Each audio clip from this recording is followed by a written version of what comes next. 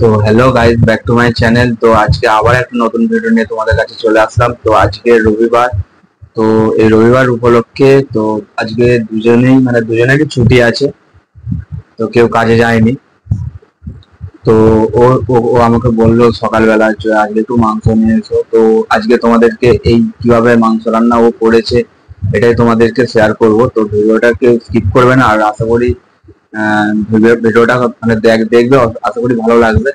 তো যদি ভিডিওটা ভালো লাগে অবশ্যই একটা লাইক কমেন্ট শেয়ার করে দিও। তো চলো বেশি আর দেরি করবো না, ভিডিওটা শুরু করা যাক, চলো। তো গাইস দেখতেই পাচ্ছ, তো চলে আসছি তো পাশের ঘরে। তো মাংস একেবারে কাটা ধোয়া পুরো রেডি হয়ে গেছে।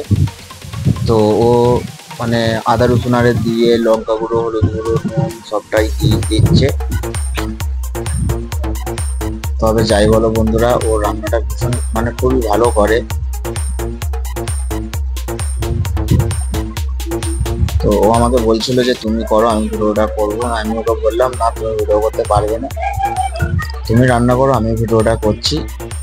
তো ও একটু রাগ মাগ করে আছে আমার উপরে, দেখতেই পাচ্ছ খুঁজিটা কত স্পিডে নাড়ছে ও। তো মাংস দিয়ে দিল, তো এটাকে দিয়ে এবার একটু নাড়ানাড়ি করছে, দেখতেই পাচ্ছ বন্ধুরা।